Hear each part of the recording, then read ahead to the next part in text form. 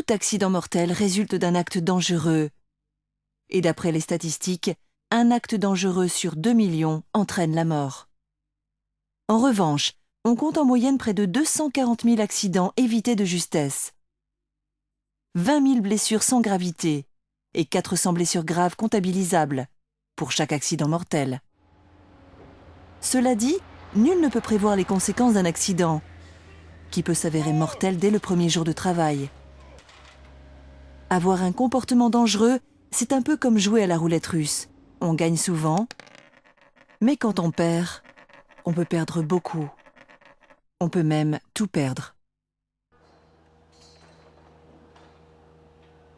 Je vais vous raconter l'histoire d'un accident qui a eu un impact déterminant dans ma vie. Ça s'est passé dans ma ville natale. Un monteur d'échafaudage nommé Joe travaillait sur un chantier à environ 10 mètres du sol lorsque son téléphone portable s'est mis à sonner. Il décida donc d'interrompre son travail pour prendre l'appel.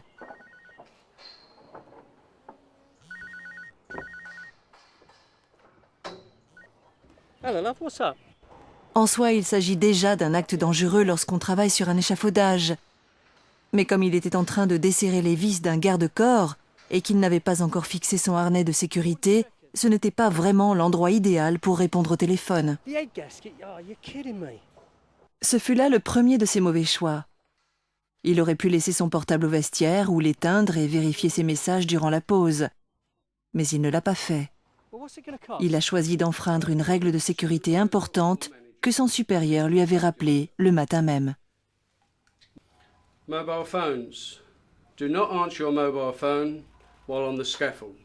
Move to a safe place of work so you can answer the How phone. much? Quoi qu'il en soit, bien que l'appel ne soit pas urgent, les nouvelles n'étaient pas très bonnes. Et de plus en plus agité, Joe se rapprochait du garde-corps dont il avait déjà desserré une extrémité. Get another quote. Mais en apercevant son supérieur à l'autre bout du chantier, il décida d'interrompre sa conversation et de poursuivre son travail. Cet épisode fait donc partie des 2 millions d'actes dangereux qui se terminent sans accident. Si seulement c'était vrai. Heureusement pour Joe, ou malheureusement compte tenu de la suite, son supérieur fut rappelé au dernier moment et Joe poursuivit donc sa conversation téléphonique. Okay, but I shouldn't be on the mobile up here. Ce qui s'est passé en réalité, c'est que son copain Darren est arrivé et a voulu se glisser entre Joe et le garde-corps.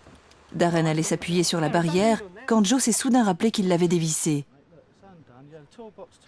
Darren, qui aurait dû signaler l'accident, se contenta de lui passer un bon savon, car Joe était un copain, et ça n'était jamais arrivé auparavant. Il s'agissait simplement d'un des 240 000 accidents qui ont précisément été évités de justesse. Comme il en arrive à tous, un jour ou l'autre. Le problème, c'est que ça ne s'est pas exactement passé comme ça. Darren et Joe étaient d'excellents copains. Ils travaillaient ensemble depuis longtemps, ce qui peut parfois entraîner une certaine complaisance.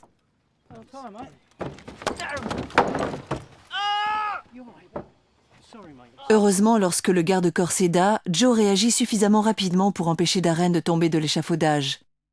La barrière tenait encore à l'autre extrémité, ce qui permit à Joe de retenir Darren, au prix d'un atterrissage douloureux sur les genoux. Darren, I'm sorry, mate. C'était une blessure sans gravité, l'une des 20 000 blessures de ce type qui n'entraînent aucune conséquence. Quelques soins légers, un pansement, et voilà un copain soulagé qui sait qu'il est fautif, mais qui est bien trop embarrassé pour le signaler à son supérieur. I'm so sorry, mate. I've never done anything like that before. You know that. So again, Mais Joe ne s'en tira pas comme ça. Son supérieur entendit parler de l'incident et mena une enquête.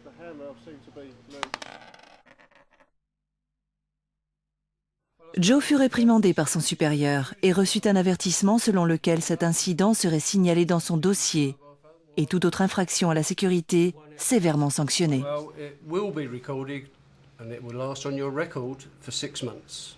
Darren, I understand. Avec 3 enfants et un nouveau-né à charge, Joe ne pouvait pas se permettre de perdre son emploi. Mais hormis la blessure légère de Darren et l'avertissement concernant son comportement à l'avenir, les conséquences de cet accident furent négligeables. Du moins, cela aurait été le cas si l'histoire s'était vraiment déroulée ainsi. En fait, voilà ce qui s'est réellement passé. Joe répondit effectivement à un appel téléphonique alors qu'il était en train de desserrer un garde-corps. Hello, love, what's up? Il manqua d'interrompre son appel lorsqu'il aperçut son supérieur. Et il est vrai que Darren lui demanda de se dépêcher un peu, mais rien n'arriva à Darren. Dans 85% des cas, un accident grave aurait pu être évité par la personne qui en est la victime. Mais Joe ne se rendit pas compte qu'il était dangereux de desserrer un garde-corps alors que son harnais n'était pas attaché. Il n'eut pas conscience qu'il risquait un accident. Il ne pensa pas qu'il était imprudent de répondre au téléphone dans une situation aussi hasardeuse. Et rien ne put donc empêcher ce qui arriva par la suite. Just see if you can knock him down.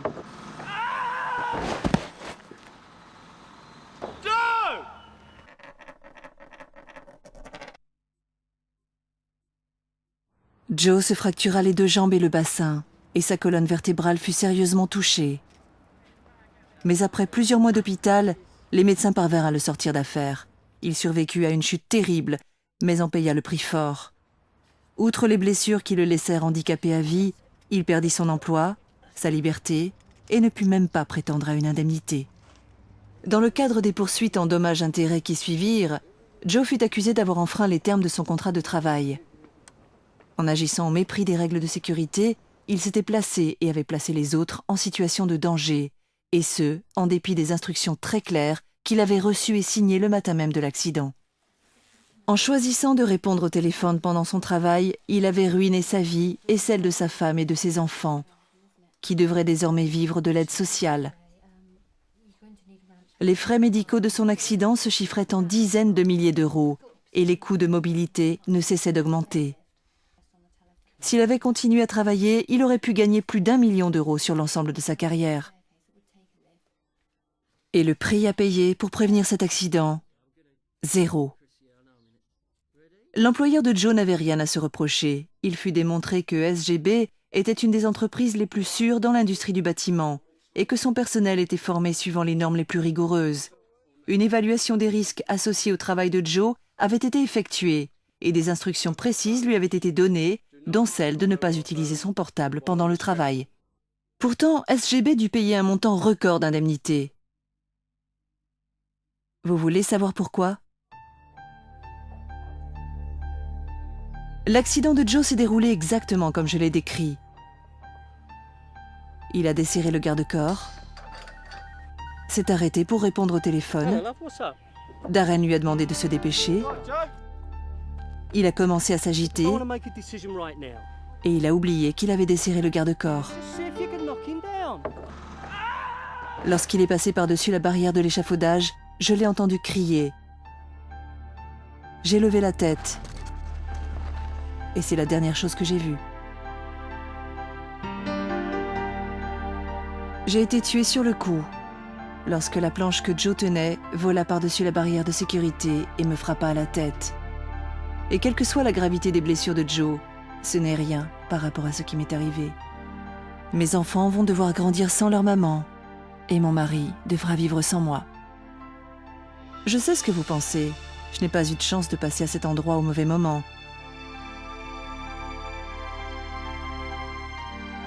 Quelques secondes après, et la planche serait tombée au sol.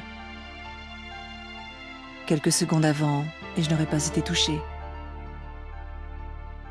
Le fait est que les quelques secondes qui m'ont coûté la vie sont celles durant lesquelles Joe a choisi de répondre au téléphone. Comme tous les actes dangereux, qu'ils soient accomplis au travail, en voiture ou à domicile, cet acte fut le coup de dé qui décida de la suite des événements. Miser sa vie sur un coup de dé, c'est courir le risque de tout perdre. Mieux vaut donc choisir de ne pas les lancer.